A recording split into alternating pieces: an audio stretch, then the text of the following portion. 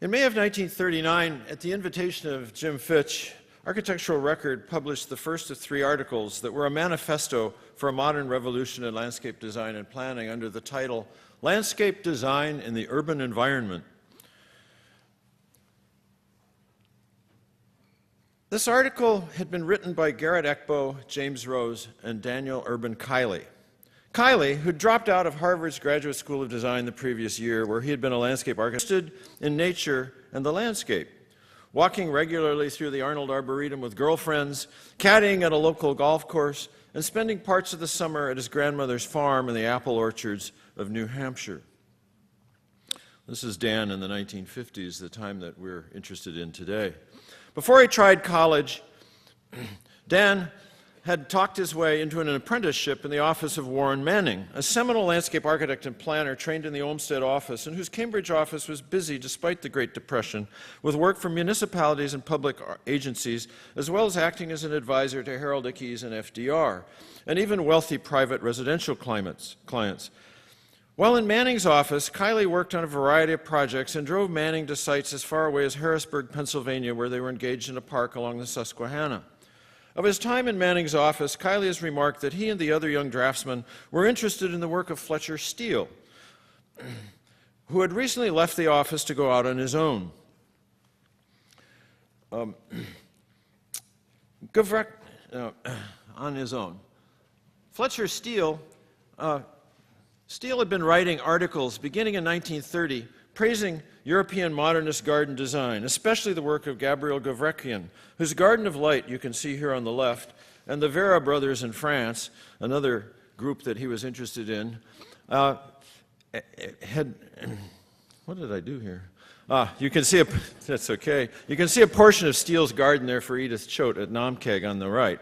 You can see why Kiley was interested. In the record articles that Kiley, Rose, and Ekbo proposed, they proposed a modern garden designer, quote, designs in 3 dimensions and, quote, thinks in terms of volume. They advocated a shift to thinking spatially that was taking place, especially abroad in architecture and other arts such as painting, sculpture, and dance, and to forget about the stale argument between formal and informal that had preoccupied garden and landscape design since the 1890s in the writing of William Robinson and Reginald Blomfeld in England. Space, Kiley and others asserted, was the medium to be manipulated, directed, and shaped by architectural elements, walls, columns, and changes of plane, as was being discussed in architecture.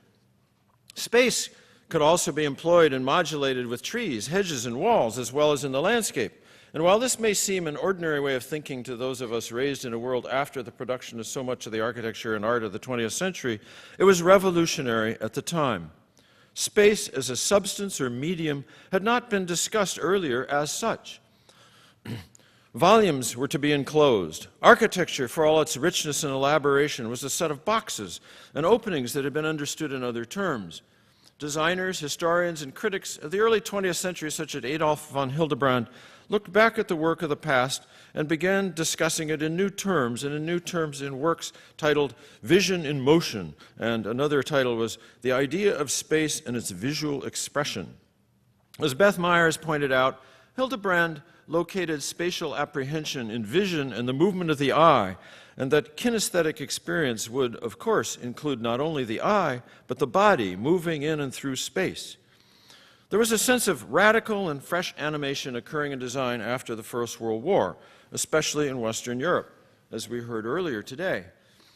2 of the most studied and iconic architectural projects that made an indelible impression on young designers then, and as late as my own early days in architecture school, were the published plans and black and white photographs of Mies van der Rohe's Barcelona Pavilion of 1929, seen above, and an unexecuted brick country villa, which were included in the exhibition and catalog of the Museum of Modern Art's celebrated International Style Exhibition of 1932. In the catalog, Hitchcock and Johnson open with a, quote, a first principle, architecture as volume, where they wrote, and I quote, in the Barcelona Pavilion, the walls are screens, but they do not describe a fixed volume. The volume beneath the post-supported slab roof is in a sense bound by imaginary planes. The walls are independent screens set up within this total volume, having each a separate existence and creating subordinate volumes. The design is unified by the slab roof on its regular supports, not by the usual continuous exterior screen wall. Well, references to these particular projects and the abstract art of the time, especially that of the De Stijl movement in Holland, such as Theo van Doesburg, whose paintings you see here, who taught briefly at the Bauhaus, were to turn up in Kiley's work and in remarks later and throughout his career. After Manning died in 1936 and his office dissolved, Kiley enrolled at the School of Design at Harvard, only to find that the Beaux-Arts system and design aesthetic entrenched in the landscape architecture department there was anathema to him and to a number of his classmates. With James Rose and Garrett Ekbo, he lobbied Walter Gropius, who'd recently arrived at the invitation of the Dean Joseph Hudnut, to bring Christopher Tunnard from England. Tunnard had recently published Gardens in the Modern Landscape, in which he argued for a functionalist approach to landscape design analogous to that of contemporary rhetoric and architecture. Kiley and his classmates were deeply interested in social issues and a search for methods of production for landscapes that would respond to life as it was being lived in America, and an environment that would respond to issues such as mass housing, recreation, and daily life for families. He wasn't interested in creating parks as oases from urban routine, but was trying to work out how the environment could be designed and integrated into a continuum with work and social activity. In Landscape Design in the Urban Environment, co-written with Rose and Ekbo for Architectural Record, he'd written, "The most urgent need is the establishment of a biological relationship between indoor and outdoor volumes that will automatically control density. This implies the integration of indoors and outdoors, of living space, working space, play space, of whole social units whose size is determined by the accessibility of its parts.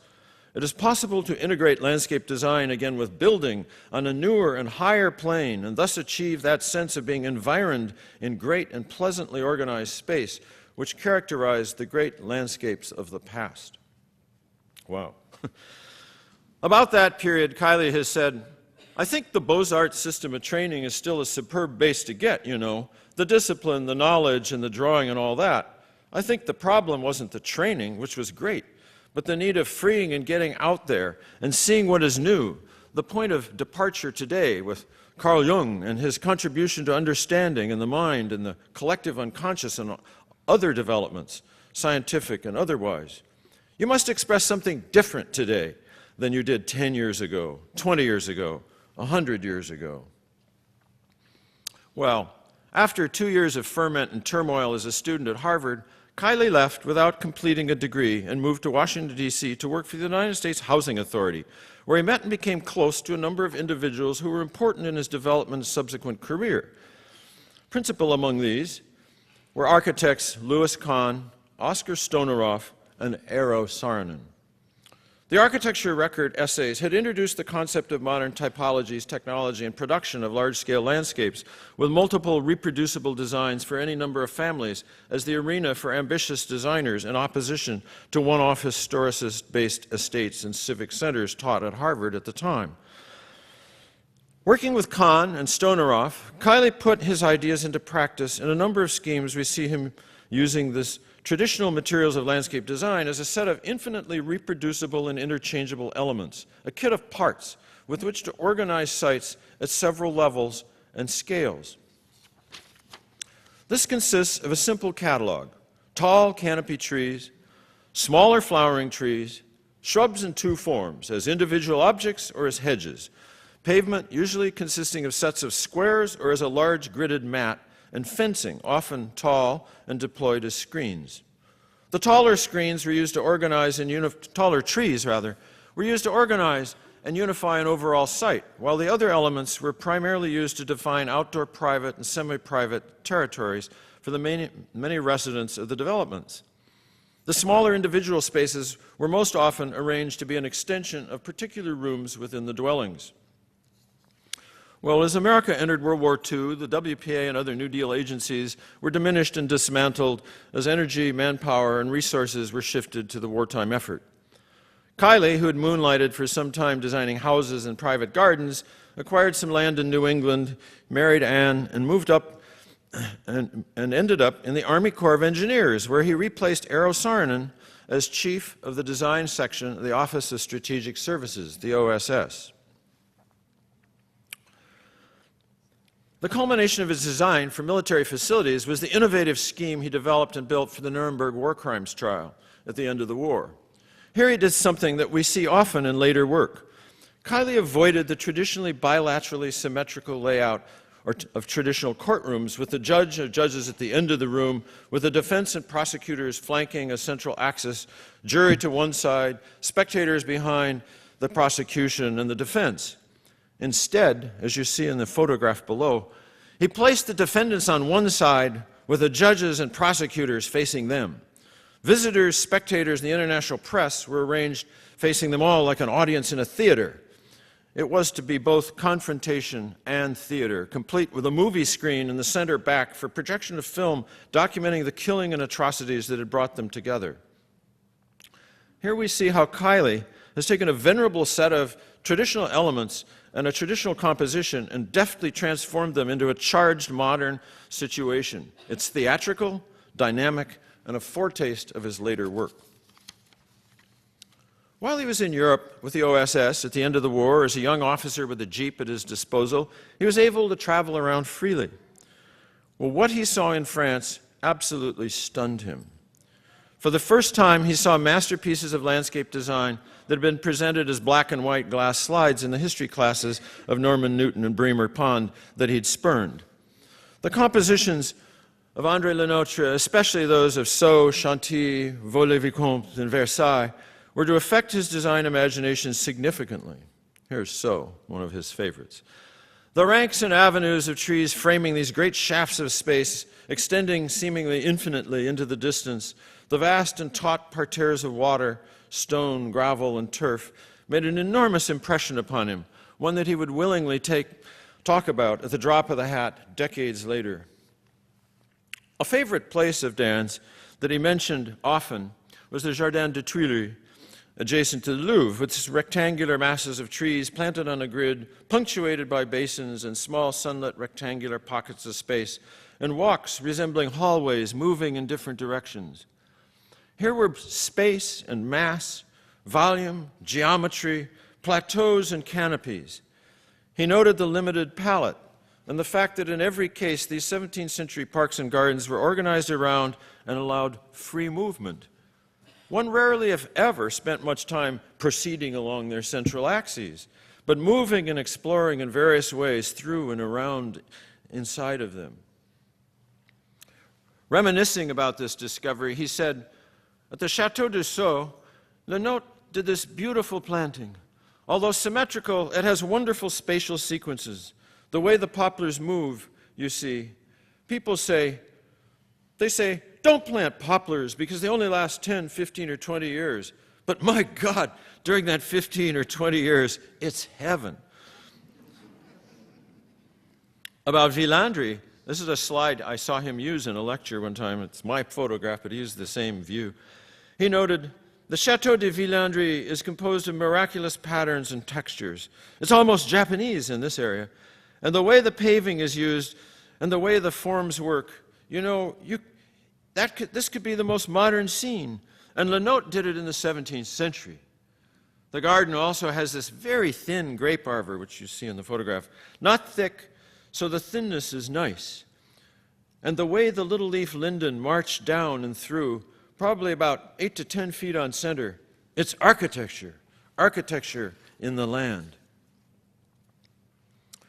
Well, Eero Saarinen was discharged in 1945, and he asked Kiley to come and work with him in Michigan on a project for the General Motors Tech Center, which we heard about from Deborah a few minutes ago. But Kiley had to decline since he was still in the service. The very next year, he was discharged. A 34-year-old military veteran, he returned from Europe to resume practice, and he moved to Franconia, New Hampshire, to a private residence. And since there was almost no business there for landscape architects, he designed and built modern houses. This is one, a number of which were published in the architectural design journals. And then in 1947, Saarinen asked him to join a team, which happened to have Alexander Girard on it also. He asked him to join a team for a national competition to design the Jefferson National Expansion Memorial in St. Louis, which, as you know, they subsequently won. This is the first of the various schemes that they went through. There were quite a few along the way. The scheme went through numerous changes at the hands of the National Park Service. not reaching its completion until 1965, 4 years after Saarinen's death. On this project, Kiley tried out some of what he'd learned in Europe, massing great bosques of trees with a dramatically contrasting, stretched, flat, open space for Arrow's arch. Ponds were added later, and they were curvilinear in deference to the traditional American parks in the Olmstedian tradition, and in an effort to respond to the region. This scheme was a triumph. This is the second and nearly final scheme of his, drawings from Dan's office, as a matter of fact. Despite huge fights and arguments with Conrad Worth, the director of the National Park Service, and others, the landscape design evolved into what was eventually built, with these dramatic alleys leading to the arch.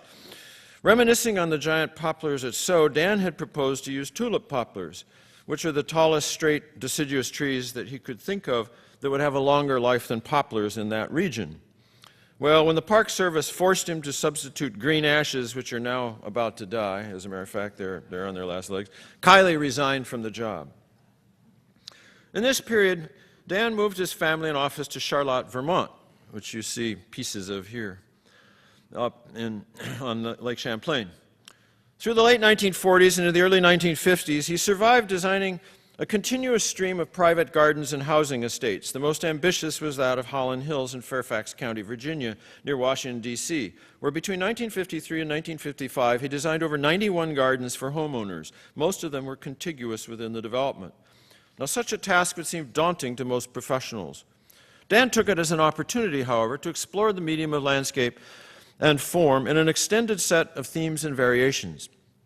His experience abroad, combined with the necessity of producing schemes that young homeowners could afford and install largely by themselves, led to a very reduced palette and to an economy of means.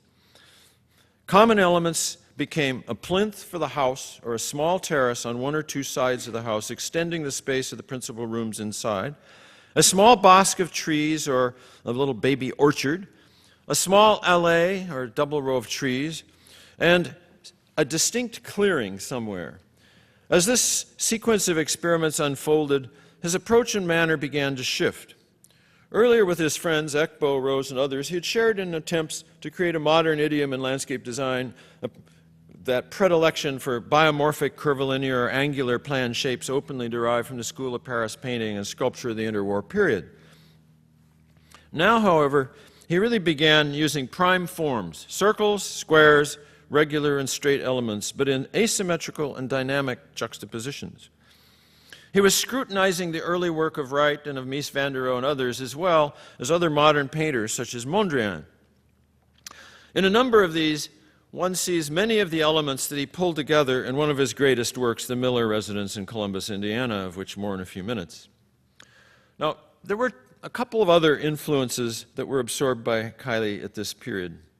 In addition to these early 20th century developments in art and architecture, and especially particular paintings like these, which he was very fond of and actually discussed from time to time, these were his personal experiences and memories of the rural landscapes of New England and a widespread interest that was taking place at that time throughout America and probably most of the Western world in psychology and in psychiatry and the physical sciences that stimulated and offered insight and inspiration for many of the arts.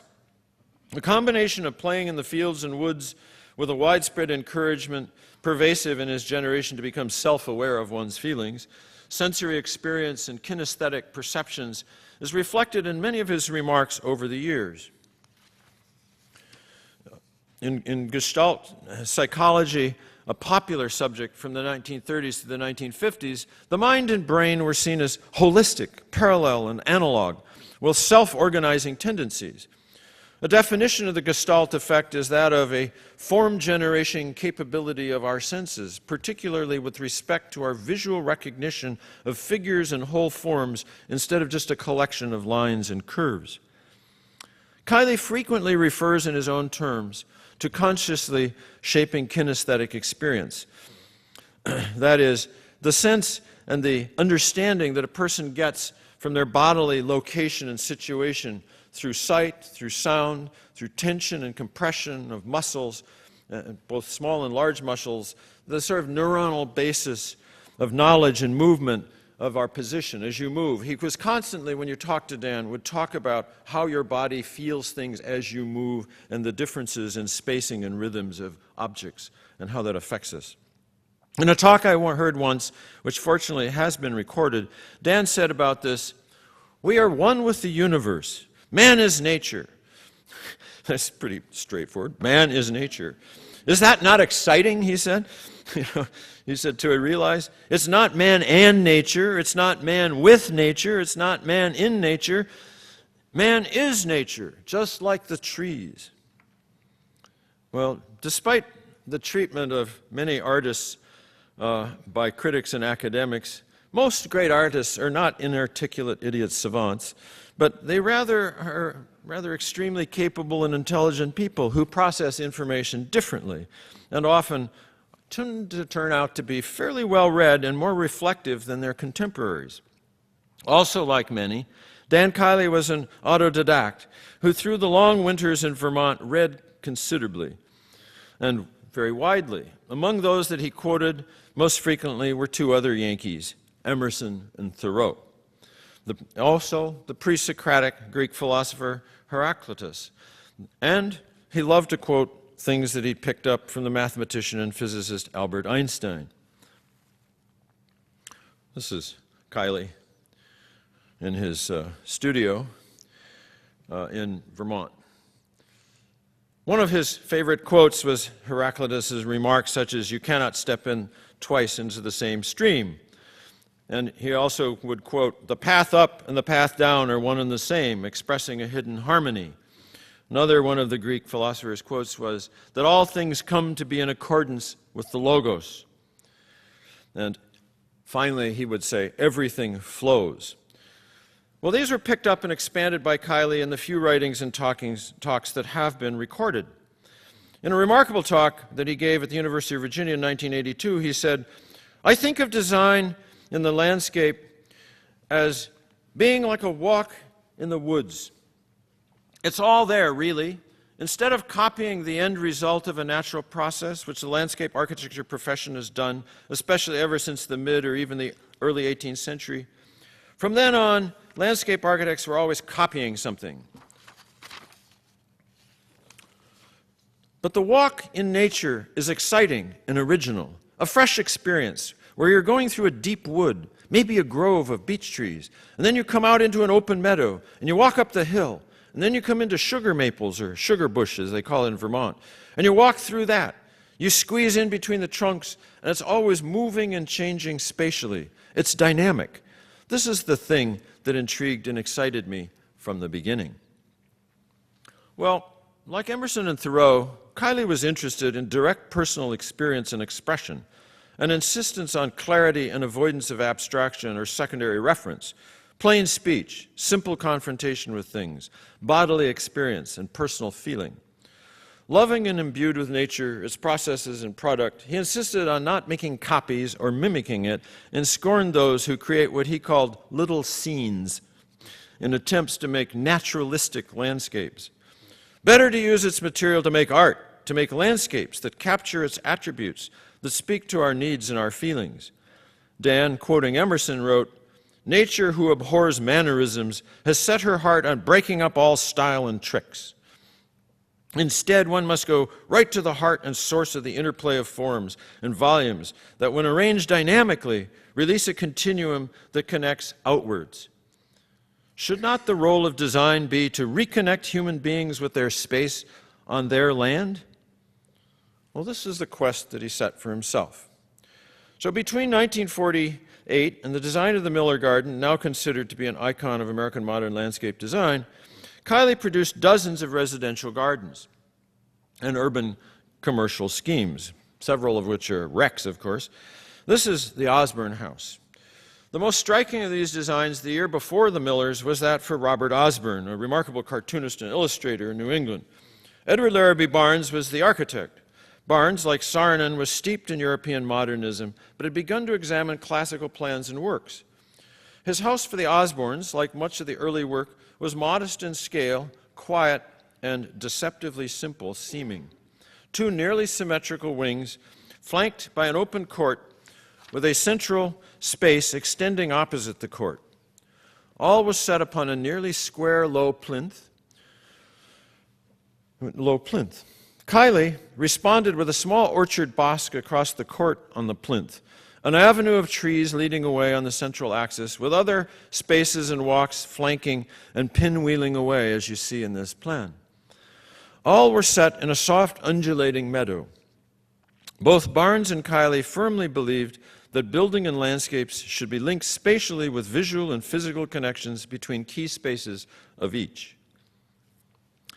In 1982, during a symposium at the University of Virginia, I asked Dan about the geometries and spatial organization of his work and how he would describe its differences from the Beaux-Arts, which also employed many of the same elements. I'm trying to get him to talk, because I knew what they were, but I wanted him to say it.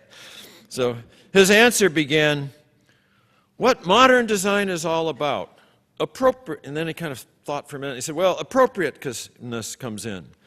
Sometimes it's appropriate to have a symmetrical scheme. I mean, you shouldn't avoid it. You shouldn't avoid what is. If that's the problem and the function of the space, then you're not going to deliberately make it asymmetrical. What I think excited me and excites me now is the poetry of space, where space is continuous, where two-dimensional space gets broken down into movement, dynamic movement that never ends but extends to infinity, movement that is ever continuous and elusive like a maze. It's like a mystery. It's a mystic quality of space developed by the structural means that you have, such as trees and other things. It's just like modern architecture that broke down the plan. Frank Lloyd Wright, and before that, the Victorians, had broken down tight symmetrical compartments into a flowing of space. The reason for the open plan originally was partly cost. You could get more for your money by having a multiple use of spaces, like living, dining. And gardens and the landscape were reaching to embrace the land around you and have it as part of you, free in effect. So now let's turn to the Miller Garden and its design. It's the plan you've seen earlier today, the house on your right with its what we call the gardens, and then there's the meadow, and then there's the floodplain and the Flat Rock River below. Just what exactly did Dan Kiley do here with Eero Saarinen?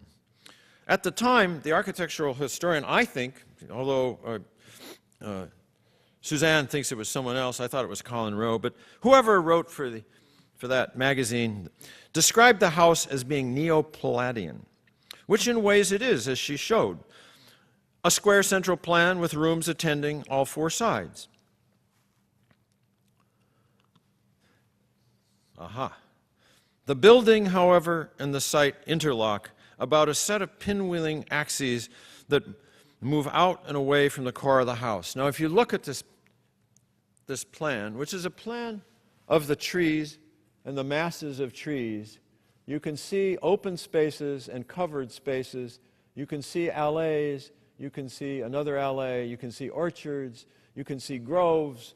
You can see, and these are just a set of, back up. And you can see, these are, too much. There we go. Okay. You can see these are all different photographs taken all around, moving around in this space. One of the things is, as you move, everything keeps changing every minute as you step, the relationships of things one to another. The building and site, as I said, interlock about a set of pinwheeling axes that move out and away and around the core of the house.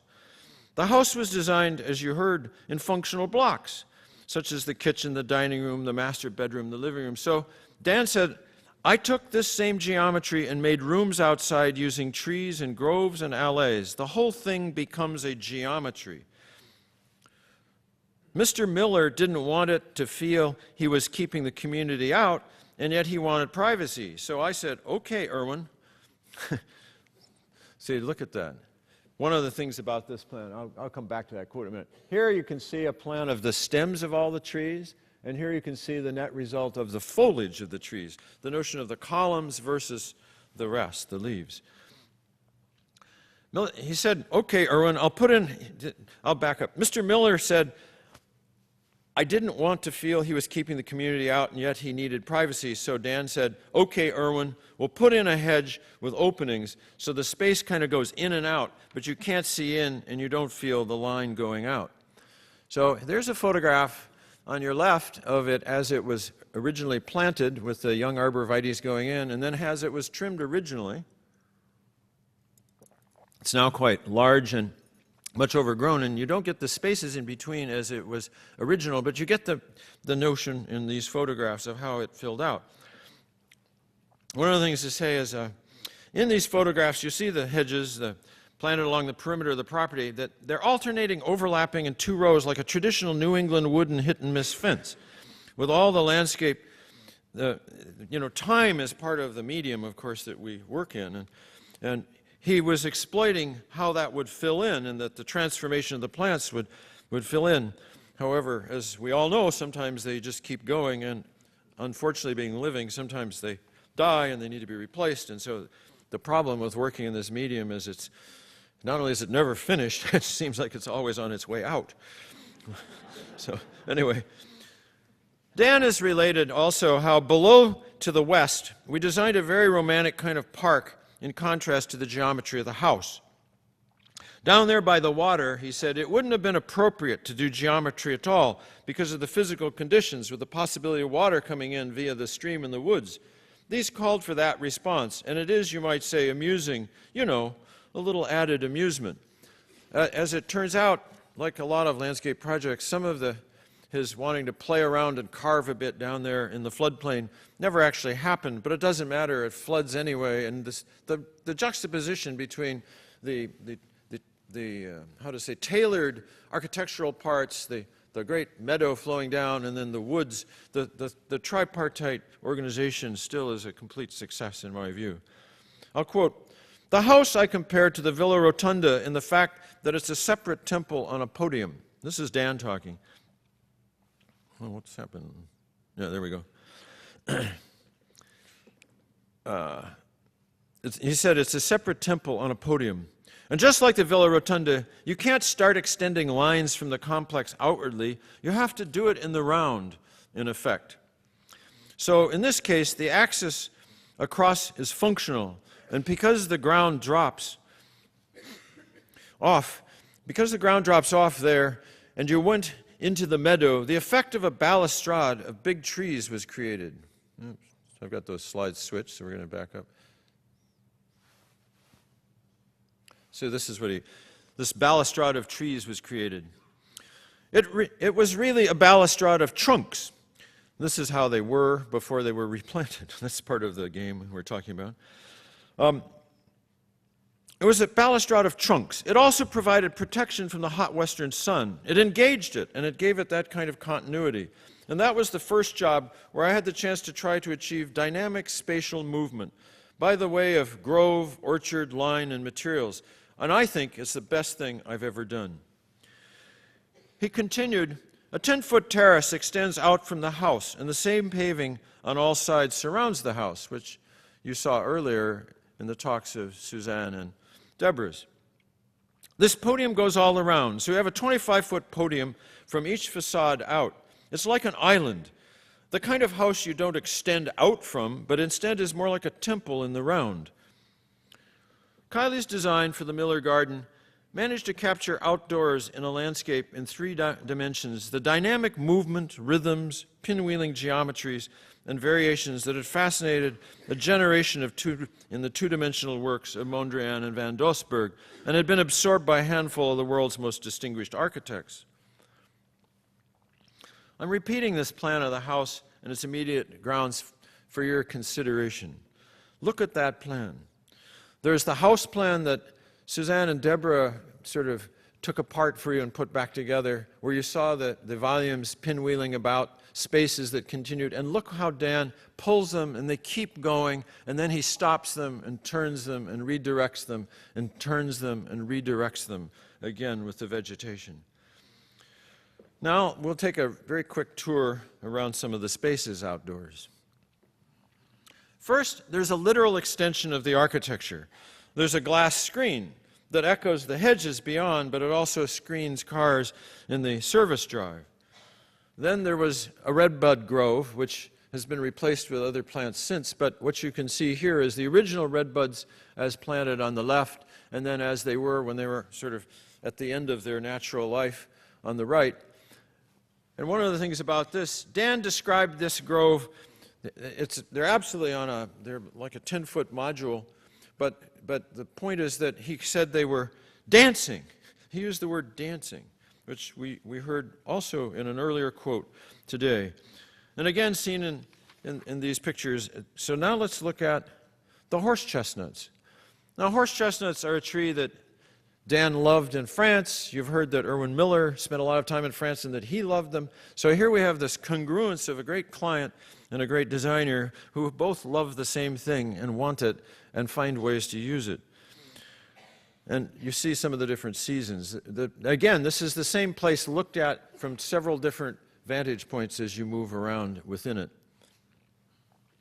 Or here, consider the contrast between the magnolia in the foreground and the apples in the back.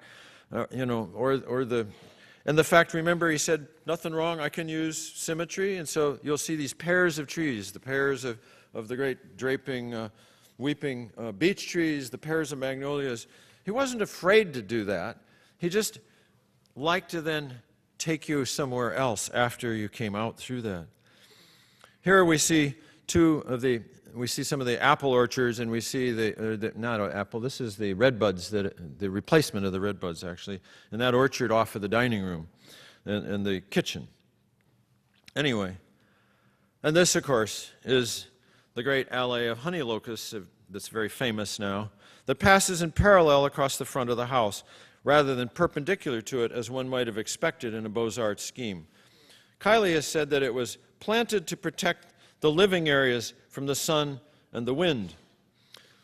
Now, this alley became a primary axis within the site diagram. Spatially, this alley is a permeable perimeter to the house proper. Its rhythm of vertical trunks filters the view from the cultivated realm down to the greater wild. The alley is also a private boulevard that connects two intimate plazas. As one walks between this is Dan talking, not me. Dan says, he says, spatially it's a permeable perimeter. He's using these words. He says, Dan says, the alley is a private boulevard that connects two intimate plazas as one walks between the parallel lines of trees. And these are pictures looking in each direction. There is perception of dilation of the human scale that accesses the more spiritual aspects of the design. The Miller Garden and House, although published briefly, didn't make a very big splash at the time. Because of Miller's valued their privacy, it was rarely visited for decades. Kiley and Saarinen went on to other more public work at Dulles Airport, at Yale University, and elsewhere. And after Saarinen's early death, Dan worked with Kevin Roach and Paul Kennan and Caesar Pelly, his associates, who all went on to lead their own firms, as well as with Ed Barnes, Jacqueline Robertson, Richard Meyer, I.M. Pei, Harry Cobb, Harry Wolfe, and many other distinguished architects. His early work as an architect and his feeling for space, movement, and structure, along with the habit of employing a self-imposed limited palette, albeit often one that was sensual, rich, and horticulturally successful, made him an ideal collaborator. The majority of projects that followed the Miller Garden were larger and more public.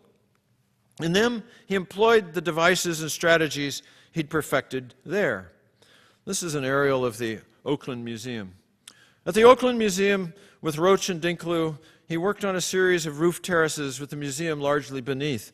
And there was no object building, which allowed him to make a composition of bands and groups of trees and shrubs with rectangular and square patches of ground cover and a set of interlocking and spiraling relationships, again reminiscent of de Stijl painting. This is his planting plan for that museum. Talking to me about it once, he became very animated and he said, you know, it's like Mondrian's Boogie Woogie. And saying that, he placed his hands parallel to each other about 6 inches apart, and he started making rhythmic sounds, like those at the beginning of Stravinsky's Sacre du Printemps, dunta, dunta, dunta, dunta, dunta, dunta, and then he said chop, chop, chop, and he go chop, chop.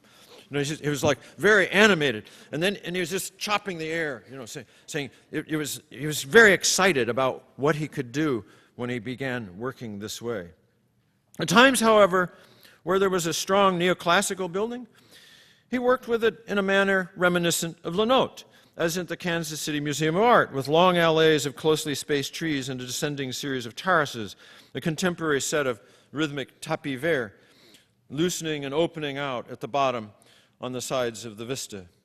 At other times, he conjured a set of basins and a grid of bald cypress trees, a regional and local reference to the natural vegetation of the Trinity River. This is working with Harry Cobb's tall shard of reflecting glass in Dallas. And in this particular case, they would have been reflected infinitely had the other twin tower been built.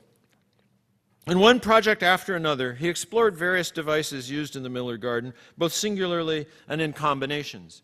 For the Getty Center in Los Angeles, he proposed a vast grid of live oak trees, 10 feet on center, which, although eventually planted 18 and 14 feet apart, recalling a scene in Spain he'd presented in a talk where he said, "I used to give talks to students years ago in which I referred to a man's module of 30 feet on center as in these olive groves near Cordoba in Spain.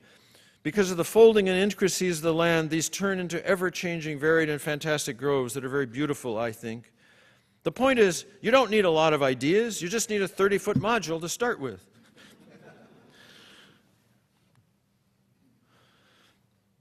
At the third block of Independence Mall in Philadelphia and at the Art Institute in Chicago, he produced environments completely derived from working with squares and grids of plants, water and open space, varying in size, horizontality, and verticality. Here you see a drawing of his up above for Independence Mall. Lamentably, a considerable number of these projects have disappeared or been altered or destroyed. Dulles Airport, the third block of Independence Mall, Kansas City, Lincoln Center, for example. Others, such as the St. Louis Arch site, are currently in the process, of course, of being recovered and restored. And fortunately, we still have the Miller Garden, his quintessential masterpiece, that has been beautifully maintained and cared for. When I moved into my office as chairman of the Landscape Architecture Department of the Graduate School of Design in Harvard in 1982, I found a stack of large black and white photographs. They were of the Miller House.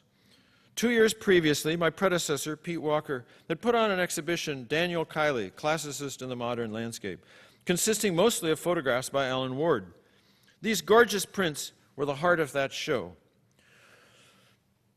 I put them up in a row across the room from my desk, and I kept them there for the next 4 years, considering them often. One result was that I managed to get Dan to come back to Harvard, where he hadn't set foot for 50 years, and even to coax him into teaching a studio, which was an event for all of us, especially the students of mine, several of whom subsequently went on to work for him and to study, document, and write about his work. For many of us in the field today, the Miller House Garden is considered the centerpiece of Dan Kiley's work and one of the most iconic of all 20th century American modern landscape designs. It has probably been photographed, analyzed, and discussed as much as any other single work of recent landscape architecture. It has generated a thoughtful and diverse bibliography that includes assessments and presentations by Elizabeth Kassler, Jane Amadon, Reuben Rainey, Elizabeth Meyer, Greg Bleen, John Beardsley, Mark Tribe, Michael Van Valkenburg, Pete Walker, Melanie Simon, Jory Johnson, Robin Carson, as you see even today, by myself. Well, a few years ago, before he died, we were together in the Pine Woods in Houston. He was considering how to cut a series of canals and basins into them and discussing their dimensions and spacing. And finally he turned to me and he said, "Proportion is everything." There, in 3 words, Dan had boiled down one of the lessons he'd taken from the great classical gardens of the French Baroque and applied to the beautiful modern works he'd made for his contemporaries. Proportion is everything. Thank you very much.